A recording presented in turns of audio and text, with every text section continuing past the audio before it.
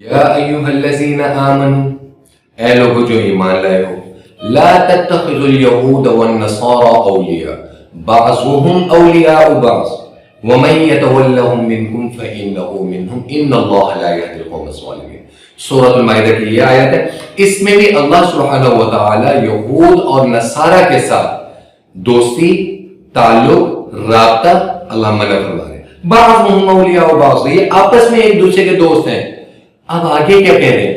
وَمَن يَتَوَلَّهُم مِّنكُمْ، اور تم میں سے جو، وَمَن يَتَوَلَّهُم مِّنكُمْ، اور تم میں سے جو ان کے ساتھ يَتَوَلَّهُم، ان کے ساتھ دوستی رکھے گا، فَإِنَّهُ مِنْهُمْ، بے شک وہ انہی میں سے ہوگا۔ إِنَّ اللَّهَ لَا يَهْدِي الْقَوْمَ الظَّالِمِينَ، بے شک اللہ ظالموں کو ہدایت نہیں دیتے۔ ظالم کون؟ جو جان بوجھ کر اللہ کے حکم کی روگردانی کرے، ظالم ہے۔ اب حدیث میں رسول اللہ صلی اللہ تعالی علیہ وسلم نے کیا فرمایا؟ الکفر ملت واحدۃ، کفر، کافر، اللہ کی وحدانیت اور اہدنا الصراط المستقیم کا انکار کرنے والا کون ہے؟ کافر، اور یہ ملت واحد ہے۔ اسی طریقے سے ایک اور حدیث میں سنن نبی داؤد میں رسول اللہ صلی اللہ تعالی علیہ وسلم نے فرمایا، من تشبہ بقوم فہو منہم، جس نے کسی قوم کی شباہت اختیار کی یا طور طریقے اپنے، فہو منہم، وہ انہی میں سے ہوگا۔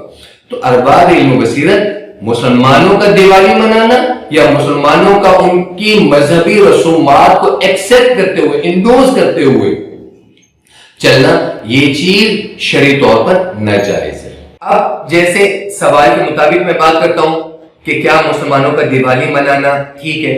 اب قرآن کی روشنی میں بھی آپ کو بتا دیا، دو حدیثیں بھی آپ کو بتا دی۔ معزز سامعین، یہود نصارہ، ان کے بارے میں تو کلیئر کرائٹیریا آ گیا۔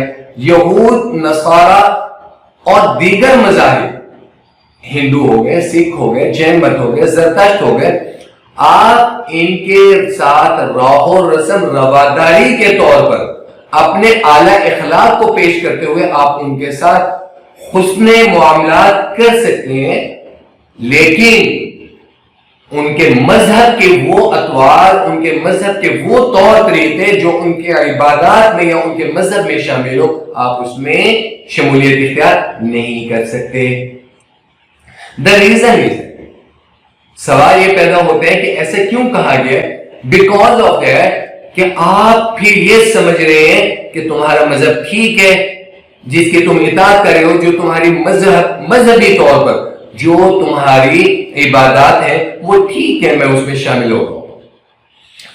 حضرت صفیہ بنت حی بنت اخطب، حضرت صفیہ بنت حی بن اخطب ام المؤمنین رضی اللہ تعالی عنہ، آپ دو قبیلوں کے حوالے سے آپ کا جو نسب تھا، جو تعلق تھا، وہ دونوں یہود کے ساتھ تھے۔ تو آپ رضی اللہ تعالی عنہ اپنے ان قبائل کو تحائف بھیجا کرتی تھی۔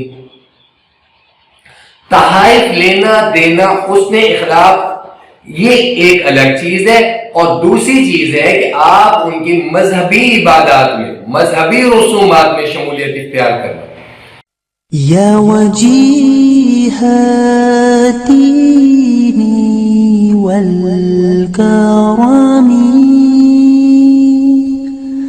وحلیف العلم والحکم